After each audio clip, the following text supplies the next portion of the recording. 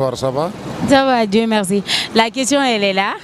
À votre avis, quelle est la famille idéale? Bon, muso furu min ka ɲi ne hakilina na kuma in kɔnɔ ka dun kosɛbɛ.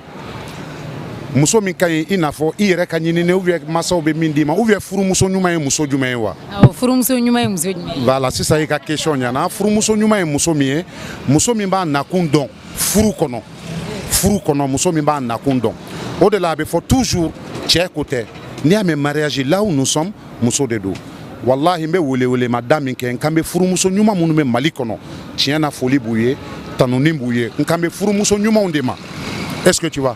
Puisque ni an y'an ban ka muso ɲini Ala fɛ f'an b'a ɲini ɲɛda kunda de karisa la fille elle est très charmante. Ne bolo n'i ye o furu ka don I ka so I tɛ charme ye tuguni o. Furu fɔlɔ an bɛ ban min ma an bɛ segin ka taa yen de. O de ye Ala ko k'an ka zuriya ɲini ale de fɛ. An ka bɔnnaw ɲini ale de fɛ. Bɔnna ye jɔn ye furumuso ɲuman I b'o ɲini Ala de fɛ. O misali suruma a b'o yɛrɛ fɔ kuranɛ kɔnɔ ko rabbana hab lana min azwajina wa zurriyatina qurratan a'yunin waj'alna lil muttaqina imaman. Donc n'i ma se k'o de kɛ n'i taara ɲini I yɛrɛ ye donc se t'i e ye o e bɛ t'i diyaɲɛmuso de furu. Donc diyaɲɛ min n'a nana a kɛr'i ta ye kaban I tɛ diyaɲɛ ye tugun a b'i ka bila kɔnɔ. Donc minnu bɛ kɛnɛma e b'olu ka diyaɲɛ de. Furu bɛ se ka taa bi ɲanamaya kɔnɔ sabali. Cɛ ka sabali e muso ka sabali. N bɛ kuma profiter ka kuma dɔ fɔ yan yɔrɔ la. Mun de la mɔgɔ dɔnnibagaw b'a fɔ kodɔnnaw ko kunun furu n'a bɛ kɔrɔ a bɛ ja bi furu n'a bɛ kɔrɔ a bɛ goya kanu tɛ furu kɔnɔ tuguni. O de y'a to kunun furu n'a bɛ kɔrɔ a bɛ ja wallahi an baw bɛ yen n'an ko an b'u bɔ an faw ka du kɔnɔ ka na n'u y'an ka so u b'a fɔ a y'a to n ka san cɛ fɛ yen kanu de b'a kɛ o.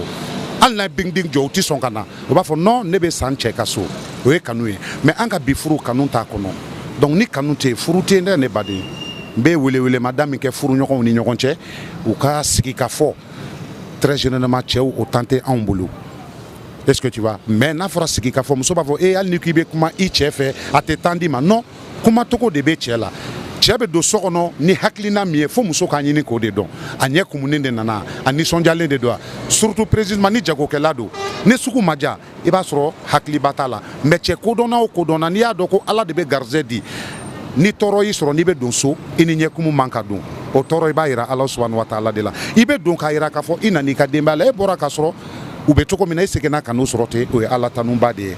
Est-ce que tu vois? N kɔni bɛ wele ma da min kɛ bi furumuso min I y'a fɔ furumuso ɲuman o de ye muso ye muso min b'a yɛrɛ dɔn k'a danbe dɔn k'a ka diinɛ dɔn k'a dankun dɔn.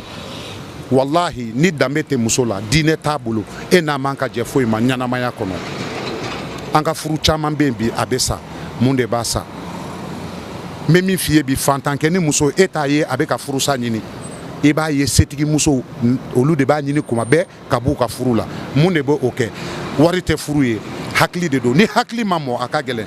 Bon n bɛ conseil min profiter ka conseil dɔ di yan tiɲɛ don denmisɛnnin furu silamɛya la a bɛ daga mais ni denmisɛnnin bɛ taa furu la fo a hakili ka mɔ I b'a hakili de lamɔ k'a bila ka taa cɛlasigi la sinon n'a hakili ma mɔ n'a taara cɛlasigi la a bɛ sɛgɛn kosɛbɛ puisque nin tɛ k'a la nin tɛ fɔ a ma a ka gɛlɛn mais n'a hakili mɔna ka fara âge kan a bɛ se ka taa hali ni âge u bɛ ka silamɛw ko san 18 o bɛ se ka taa bon nazaraw ko défaut b'o o la bon ne bolo ni san 18 n'a kɔra n'a bɛ se ka taa o k'a sɔrɔ ni hakili mɔna dɔrɔn furu banna.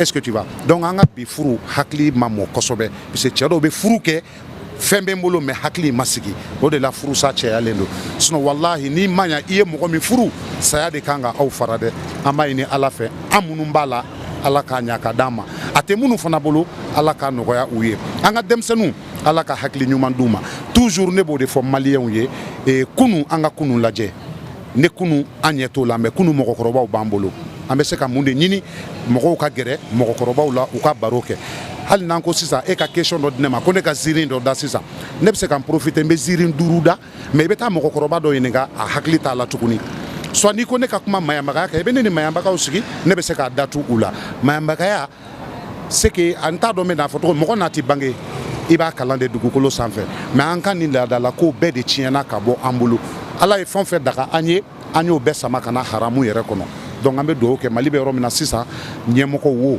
karamɔgɔw wo kɔmɔgɔw wo bɛɛ de ye kelen Mali ko la an k'a lajɛ éducation ka segin ka na ne yɛrɛ bɛ ka baara dɔw kɛ ni Ala ni sababa bɛn film dɔw bɛ n bolo k'a tourner denmisɛnninw kan ekɔliso dɔw fana bɛ n bolo k'a dayɛlɛ kalan ani kodɔn kan inshallah muso minnu bɛ furu la ani minnu tɛ furu la o école fila de kan ka dayɛlɛ ani denmisɛnninw chrétien ko t'a la silamɛ ko t'a la est-ce que tu vois denmisɛnnin ka taa san 7 ka se san 14 ma ne mako b'o olu de la puisque n'i ye olu sɔrɔ i ye dunuya sɔrɔ siniɲɛsigi ye o denmisɛnninw de ye donc f'u k'a dɔn k'a fɔ Mali in ye mun ye kunu Mali in ye mun ye bi n'o dɔnna alhamdulillah an bɛ lafiya sɔrɔ.